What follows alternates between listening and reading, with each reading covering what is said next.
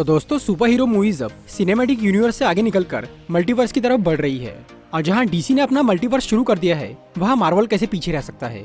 Doctor strange की second movie में multiverse के बारे में डिटेल में बताया जाएगा, लेकिन शायद इसकी शुरुआत अगली स्पाइडरमैन मूवी से ही होने वाली है, जहां हमें स्पाइडर वर्स के जरिए कई अलग अलग स्पाइडरमैन दिख सकते हैं।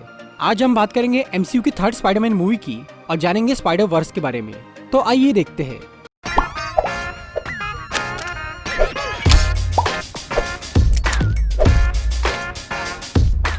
स्पाइडरवर्स क्या है, ये जानने के लिए हमें सबसे पहले मल्टीवर्स को समझना होगा।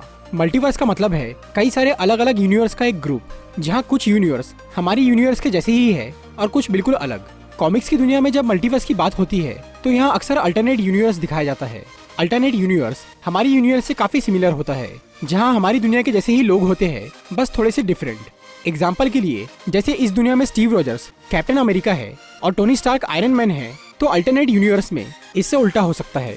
मतलब वहाँ स्टीव रॉजर्स आयरन मैन हो सकता है और Tony Stark captain America.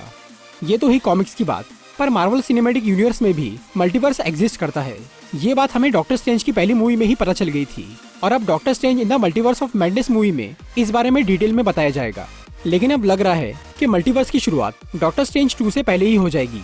Rumours है कि हमें अगली स्पाइडरमैन मूवी में स्पाइडरवर्स दिख सकता है।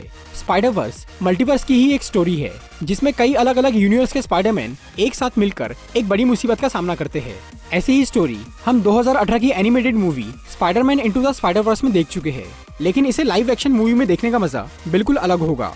स्पाइडरमैन की थर्ड मूवी में स्पाइडरवर्स के होने की बात तब शुरू हुई जब इस मूवी के लिए एक एक्टर को कास्ट किया गया। इस मूवी में एक्टर जेमी फॉक्स इलेक्ट्रो नाम के एक विलेन का रोल कर रहे हैं। पर कमाल की बात यह है कि जेमी फॉक्स 2014 की द अमेजिंग स्पाइडरमैन 2 मूवी में सेम यही रोल कर चुके हैं और उसी एक्टर का दोबारा वही रोल करना मामूली बात नहीं हो सकती।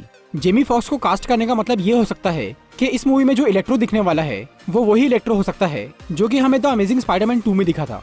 मतलब यहाँ दो अलग अलग स्पाइडरमैन के यूनिवर्स आपस में कनेक्ट हो रहे हैं। पर ये सब कैसे हो सकता है, क्योंकि हमने द अमेजिंग स्पाइडरमैन 2 के एंड में इलेक्ट्रो को मरते हुए देखा था, तो फिर वो जिंदा कैसे हो सकता है?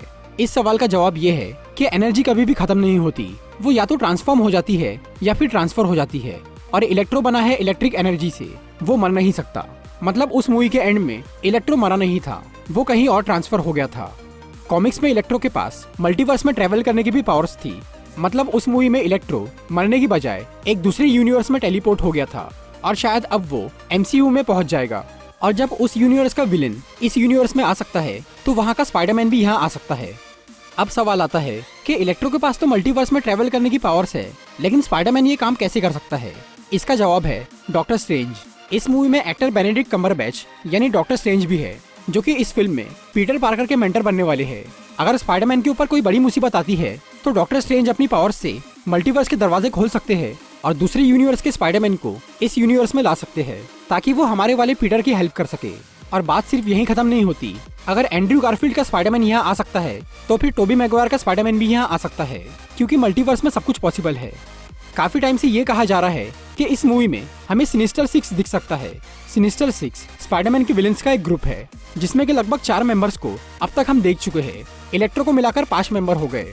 इसीलिए हो सकता है कि इस फिल्म में हमें सिनिस्टर 6 और मल्टीपल स्पाइडरमैन की लड़ाई होते हुए दिखे। वैसे ये सब बातें अभी सिर्फ एक फैन थ्योरी है, लेकिन अगर ये सच हो जाए तो स्पाइडरवर्स की स्टोरी को बड़े पर्दे पर देखना कमाल का एक्सपीरियंस होगा। तो दोस्तों, ये थी स्पाइडरमैन 3 और स्पाइडरवर्स के बारे में एक video.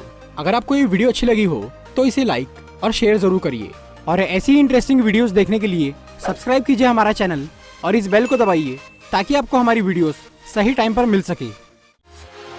Walking alone, the streets are empty.